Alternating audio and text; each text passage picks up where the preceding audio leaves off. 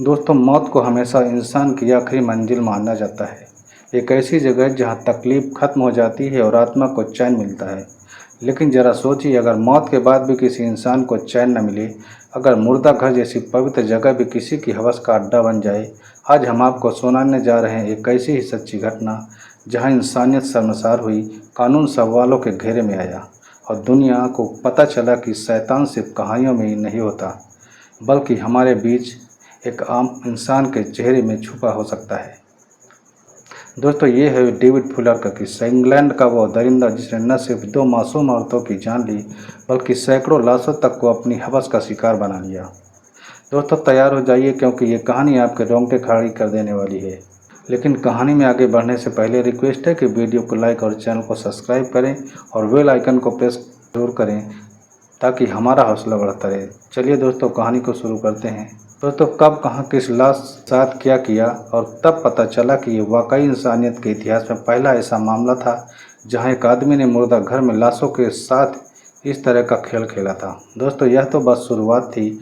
असली खुलासे तो इसके बाद हुए, जब पुलिस ने उस शख्स की ज़िंदगी, उसका अतीत और उसके किए गए अपराधों को खंगालना शुरू किया। और यकीन मानिए, जो सामने आया उसने पूरे इंग्लैंड ही नहीं बल्कि पूरी दुनिया को हिला कर रख दिया। साल 2008 का वक्त था, जगह थी इंग्लैंड, और वहीं से शुरू हुई एक ऐसी कहानी जो देखने में मामूली लगती थी, लेकिन धीरे धीरे परतें खुली तो पता चला कि मामला कितना खौफनाक है। एक मुर्दा घर का सन्नाटा। सोचिए, चारों तरफ सफ़ेद चादरों में ढकी हुई लाशें, कोई आवाज़ नहीं, बस एक अजीब सी ठंडक और डर था। उसी दौरान एक स्ट्रेचर पर एक लाश अंदर लाई जा रही थी। चलते चलते अचानक उस लाश का हाथ स्ट्रेचर से नीचे लटक जाता है और वहाँ से कहानी एकदम अजीब मोड़ ले लेती है। दोस्तों, वहीं पास से गुजर रहा एक इलेक्ट्रीशियन उस हाथ को देखता है तो पहले तो वो रुकता है, फिर धीरे धीरे जाकर उस हाथ को उठाता है और वापस लाश के सीने पर रख देता है। लेकिन जैसे उसने हाथ रखा, कुछ अजीब सा एहसास हुआ। उस लाश का चेहरा, उसकी आंखें, उसका पूरा हुलिया उस इलेक्ट्रीशियन के दिमाग में बस गया। वो बाहर तो निकल आया, लेकिन बार बार वही चेहरा उसकी आंखों के सामने घूमने लगा।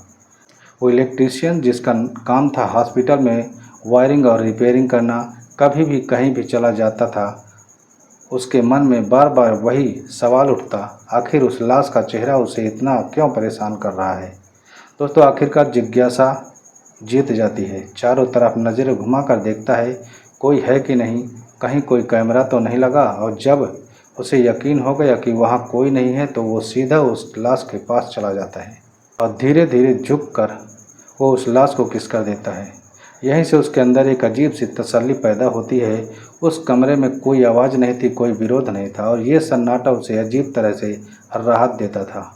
दोस्तों, उस दिन के बाद वो घर जाकर अपनी डायरी में पूरा किस्सा लिख देता है। कुछ वक्त गुजारता है, लेकिन उस इलेक्ट्रीशियन का मन अब और भी बेचैन रहने लगा। एक दिन फिर से उसकी नज़र एक और लाश पर पड़ती है और इस बार उसने अपनी हदें पार कर दी थी। पहले जैसा सिर्फ किस नहीं, बल्कि उसने उस लाश के साथ वैसा ही रिश्ता बनाया जैसा एक पति अपनी पत्नी के साथ बनाता है। काम खत्म होने के बाद वो शांति से वहाँ से चला गया, किसी को भनक भी नहीं लगी। फिर से घर जाकर अपनी डायरी खोली और हर बात लिख डाली। लाश का नाम, उम्र, कहाँ से आई थी, सब कुछ सालों बाद। तो ये सिलसिला चलता रहा और कोई भी इसकी भनक तक नहीं पा सका। लेकिन वक्त बीतते बीतते आखिरकार एक राज खुल गया। करीब 13 साल बाद, यानी 2020 में, वही डायरी पुलिस के हाथ लग गई। पन्ने पलटे गए तो हर जुर्म दर्ज था। कब कहाँ किस लाश के साथ क्या किया, और तब पता चला कि ये वाकई इंसानियत के इतिहास में पहला मामला था जहां एक आदमी ने मुर्दा घर में लाशों के साथ इस तरह का खेल खेला था। दोस्तों, यह तो बस शुरुआत थी। असली खुलासे तो इसके बाद हुए, जब पुलिस ने उस शख्स की ज़िंदगी, उसका अतीत और उसके किए गए अपराधों को खंगालना शुरू किया। इन मानिए, जो सामने आया उसने पूरे इंग्लैंड ही नहीं बल्कि पूरी दुनिया को हिला कर रख दिया। दोस्तों, अब कहानी साल 2020 में पहुंच चुकी है। पुलिस के हाथ वह डायरी लग चुकी थी और उस डायरी के हर पन्ने पर जुर्म की दास्तान लिखी हुई थी। लेकिन असली सवाल ये था, ये डायरी लिखने वाला कौन है और क्या ये सब झूठी बातें हैं या फिर हकीकत। डायरी पुलिस के पास आई तो पहले तो वह सब हैरान रह गए और परेशान भी हो गए। कुछ अफसरों ने सोचा शायद किसी पागल ने मजाक में लिख दी हो, लेकिन जब पुलिस ने बारीकी से पढ़ना शुरू किया तो हर घटना असली लगने लगी, क्योंकि उसमें लाशों के नाम, उम्र और हॉस्पिटल की पूरी डिटेल लिखी हुई थी। इतनी डिटेल जो किसी बाहरी आदमी को पता ही नहीं हो सकती थी। यानी ये सब किसी ऐसे इंसान ने लिखा था जो खुद अंदर से इस सिस्टम को जानता था, यानी हॉस्पिटल का ही कोई आदमी था। दोस्तों, पुलिस ने पुराने केस फाइल्स उठाई। 1987 में हुई 2 हत्याएं पहले से ही पेंडिंग थी। वाइडलिन और कैरोलिन पियर्स की मौत, दोनों की पोस्टमार्टम रिपोर्ट और डीएनए सैंपल अब भी सुरक्षित रखे हुए थे। पुलिस ने उन सैंपल्स को इस नए केस से कंप्यूटर स्क्रीन पर डीएनए मैचिंग का रिजल्ट आया। पहले 70%, फिर 80 और फिर करीब 90% तक मैच हो गया। पुलिस हैरान हो गई। मतलब वही इंसान जिसने लाशों के साथ हैवानियत की थी, वही इन दोनों कत्लों का भी जिम्मेदार हो सकता है। अब सवाल ये उठता है कि ये पकड़ा कैसे जाए। अब बारी थी उस शख्स को ढूंढने की। पुलिस ने हॉस्पिटल रिकॉर्ड खंगाला, इलेक्ट्रीशियन और टेक्नीशियन की लिस्ट बनाई और फिर उनकी फैमिली तक पहुंचा गया। धीरे धीरे जांच करते करते पुलिस एक नाम तक पहुंची, जिसका नाम डेविड फुलर था। डेविड फुलर एक 66 साल का बूढ़ा आदमी, बाहर से देखने पर एकदम आम इंसान। लेकिन जब पुलिस ने उसका डीएनए टेस्ट किया तो नतीजा साफ था, 100% मैच हो गया। 3 दिसंबर 2020 की सुबह पुलिस उसके घर पहुंच जाती है। दरवाज़ा खोला गया और जैसे ही घर की तलाशी शुरू हुई तो पुलिस वालों की रूह कांप गई। कमरे में पड़े थे 34,000 से ज़्यादा फ़ोटोज़, 30 मोबाइल फ़ोन और 2200 स्टोरेज डिस्क। हर डिस्क, हर फ़ोन, हर फ़ोटो किसी न किसी जुर्म का सबूत था। लेकिन असली सदमा तब लगा जब पुलिस ने उसके वीडियो देखे। वो वीडियो थे मुर्दा घर के, जहां डेविड लाशों के साथ हैवानियत किया करता था और ख़ुद अपने फ़ोन से रिकॉर्डिंग भी किया करता था। दोस्तों, आप अंदाज़ा लगा सकते हैं, पुलिस वालों ने बहुत क्राइम सीन देखे थे, लेकिन ऐसा नज़ारा उन्होंने कभी अपनी आंखों से देखा ही नहीं था। डायरी में जो लिखा था कि वीडियो में वही साबित हो रहा था। दोस्तों, डेविड फुलकर ने न सिर्फ लड़कियों का कत्ल किया था, बल्कि 100 से ज़्यादा औरतों और लड़कियों की लाशों के साथ हैवानियत किया था। और इनकी उम्र करीब 9 साल की मासूम तो कभी 80 साल की बुजुर्ग महिला थी। दोस्तों, कहानी यहीं ख़त्म नहीं होती। असली सच्चाई तो अब सामने आनी बाकी थी। दोस्तों, पुलिस के हाथ अब पक्के सबूत आ चुके थे। वीडियो, फोटो, डायरी और डीएनए, सब कुछ डेविड फुलर के खिलाफ खड़ा था। अब मामला कोर्ट तक पहुंच जाता है। साल था 2021 का। लंदन की मशहूर मेडस्टोन क्राउन कोर्ट में जब ये केस शुरू हुआ तो अदालत खचाखच भरी हुई थी। जज साहब, जज, वकील, मीडिया, पीड़ित परिवार सब हैरान थे कि आखिर कोई इंसान इतना गिर कैसे सकता है। जज ने सबसे पहले उस डायरी को अदालत में पढ़वाया। हर पन्ना पढ़ते ही कोर्ट में सन्नाटा छा जाता था। लोग अविश्वास से डेविड की तरफ देखते। क्या ये वही आदमी है जिसने इतने साल तक मुर्दा घर में काम किया और वही सब किया जो इंसान सोच भी नहीं सकता। दोस्तों, शुरुआत में डेविड फुलर सब कुछ नकारता रहा कि मैंने कुछ नहीं किया। लेकिन जब उसके सामने वीडियो और फोटो रखे गए तो उसके पास कोई रास्ता ही नहीं बचा। उसने अपने जुर्म को मान लिया।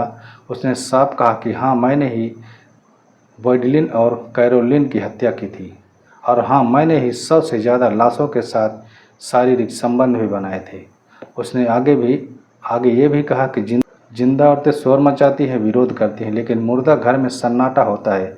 कोई आवाज़ नहीं, कोई शोर शराबा नहीं, कोई रोक टोक नहीं, और वही सन्नाटा मुझे सबसे ज़्यादा सुकून देता था। उसकी ये बातें सुनकर कोर्ट में मौजूद हर शख्स के रोंगटे खड़े हो जाते हैं। अब बारी थी सज़ा सुनाने की। जज चीमा ग्रिब ने कहा, इस आदमी ने इंसानियत को कलंकित किया है। यह मामला दुनिया के इतिहास में अपनी तरह का पहला है। फिर फैसला सुनाया गया। 2 कत्लों के लिए आजीवन कारावास जब तक डेविड फुलर जिंदा है, जेल से बाहर नहीं आएगा, और लाशों के साथ हैवानियत के लिए सिर्फ 2 साल की सज़ा। दोस्तों, सुनकर शायद आपको हंसी या गुस्सा दोनों आ जाए, लेकिन इंग्लैंड के कानून में नेक्रोफिलिया यानी लाशों के साथ इस तरह के अपराध के लिए बड़ी सज़ा का प्रावधान ही नहीं था। दोस्तों, जब यह खबर अखबारों में छपी और टीवी पर आई तो पूरे इंग्लैंड में ही नहीं बल्कि दुनिया भर के लोग हक्का बक्का रह गए।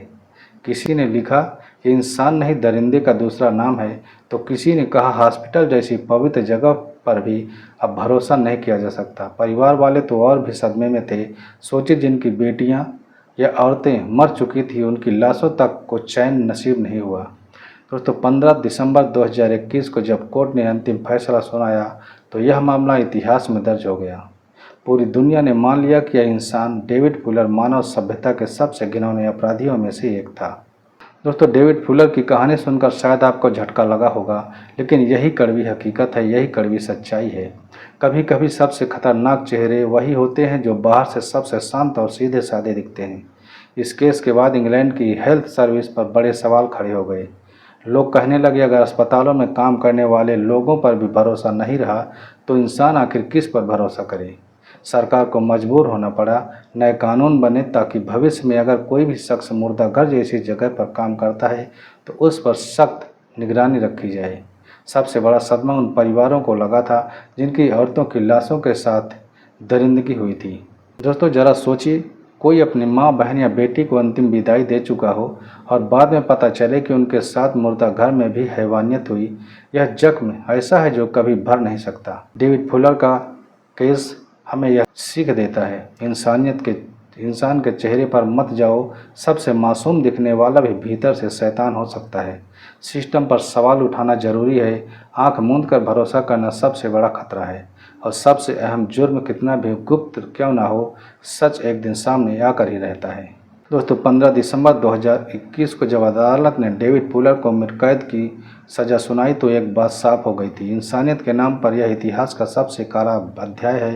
यह केस हमेशा याद दिलाएगा कि गुनाह कितना भी बड़ा या छोटा क्यों ना हो, उसकी सज़ा देर से मिलेगी लेकिन मिलेगी ज़रूर। दोस्तों, ये थी डेविड फुलर की पूरी कहानी, एक ऐसा शख्स जिसने अपनी हैवानियत से पूरी दुनिया को हिला कर रख दिया। दोस्तों, ये कहानी आपको कैसी लगी कमेंट में अपनी राय हमें ज़रूर बताएं और ऐसे ही आपराधिक घटनाओं को सुनने के लिए चैनल को हमारे सब्सक्राइब और वीडियो को लाइक ज़रूर करें। दोस्तों, मिलते हैं अगले नए वीडियो में, तब तक अपना और अपनों का ख्याल रखें। वीडियो देखने के लिए आपको बहुत बहुत धन्यवाद।